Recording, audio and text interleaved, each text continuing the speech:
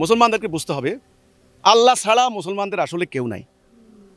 মুসলমানরা আল্লাহ যেটা বলেছেন কোরআনে তাদেরকে ইস্পাতের মতো ঐক্যবদ্ধ হতে হবে, ঐক্যবদ্ধ হয়ে আল্লাহর রাস্তায় লড়াই করতে হবে একজন নেতার নেতৃত্বে। তবে ফিলিস্তিন সংকটের সমাধান হবে। জাতিসংঘ কিছু করবে না, আমেরিকা উল্টা আরও অস্ত্র দিয়ে ইসরায়েলকে সাহায্য করবে।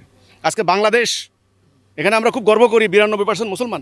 আসলে যদি বাংলাদেশ বিপদে পড়ে ফিলিস্তিনের মতো, আমি লিখে দেব পাকিস্তান কিছু করবে না, ইন্দোনেশিয়া কিচ্ছু করবে না, মালয়েশিয়া কিচ্ছু করবে না, ওই তুরস্ক কিচ্ছু করবে না।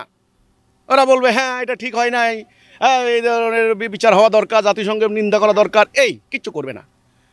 কারণ মুসলমানদের যে জাতিগত সত্তা, এক নাম্বার যে ইমান তাওহীদ লা ইলাহা ইল্লাল্লাহ, এটা সিরিয়ার মুসলমানরাও মান না, ইরাকের মুসলমানদেরও নাই, পাকিস্তানেরও নাই। প্রত্যেকের এলা হয়ে গেছে যার যার জাতিরাষ্ট্র, নেশন স্টেট।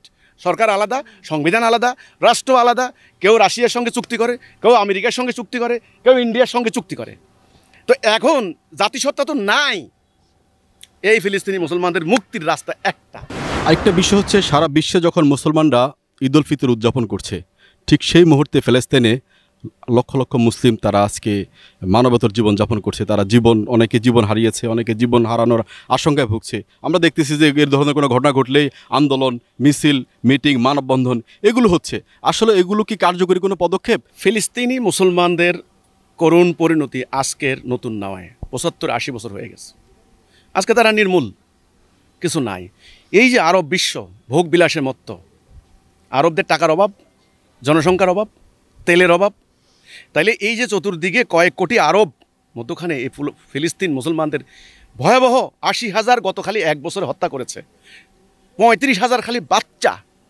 এমনও ফ্যামিলি আছে 14-15 জন, পুরো শেষ। 90% ঘরবাড়ির ধ্বংস, 100% শিক্ষা প্রতিষ্ঠান নাই, হাসপাতাল নাই, সাংবাদিকদেরকে হত্যা করা হয়েছে, কিচ্ছু নাই। বোমার আঘাতে কোনো বিচার আছে, কোনো নিন্দা আছে? মুসলমানদেরকে বুঝতে হবে আল্লাহ ছাড়া মুসলমানদের আসলে কেউ নাই। মুসলমানরা আল্লাহ যেটা বলেছেন কোরআনে তাদেরকে ইস্পাতের মতো ঐক্যবদ্ধ হতে হবে, ঐক্যবদ্ধ হয়ে আল্লাহর রাস্তায় লড়াই করতে হবে একজন নেতার নেতৃত্বে। তবে ফিলিস্তিন সংকটের সমাধান হবে। জাতিসংঘ কিছু করবে না, আমেরিকা উল্টা আরও অস্ত্র দিয়ে ইসরায়েলকে সাহায্য করবে। আজকে বাংলাদেশ, এখানে আমরা খুব গর্ব করি 92% মুসলমান। আসলে যদি বাংলাদেশ বিপদে পড়ে ফিলিস্তিনের মতো, আমি লিখে দেব পাকিস্তান কিছু করবে না, ইন্দোনেশিয়া কিচ্ছু করবে না, মালয়েশিয়া কিচ্ছু করবে না, ওই তুরস্ক কিচ্ছু করবে না। ওরা বলবে হ্যাঁ এটা ঠিক হয় নাই, হ্যাঁ এই ধরনের বিচার হওয়া দরকার, জাতিসংঘের নিন্দা করা দরকার, এই কিচ্ছু করবে না। কারণ মুসলমানদের যে জাতিগত সত্তা, এক নাম্বার যে ইমান তাওহীদ লা ইলাহা ইল্লাল্লাহ, এটা সিরিয়ার মুসলমানরাও মান না, ইরাকের মুসলমানদেরও নাই, পাকিস্তানেরও নাই। প্রত্যেকের এলা হয়ে গেছে যার যার জাতিরাষ্ট্র, নেশন স্টেট। সরকার আলাদা, সংবিধান আলাদা, রাষ্ট্র আলাদা। কেউ রাশিয়ার সঙ্গে চুক্তি করে, কেউ আমেরিকার সঙ্গে চুক্তি করে, কেউ ইন্ডিয়ার সঙ্গে চুক্তি করে। তো এখন জাতিসত্তা তো নাই। এই ফিলিস্তিনি মুসলমানদের মুক্তির রাস্তা একটা। উদ্বাস্তু শিবিরে যাইয়া লাভ নাই।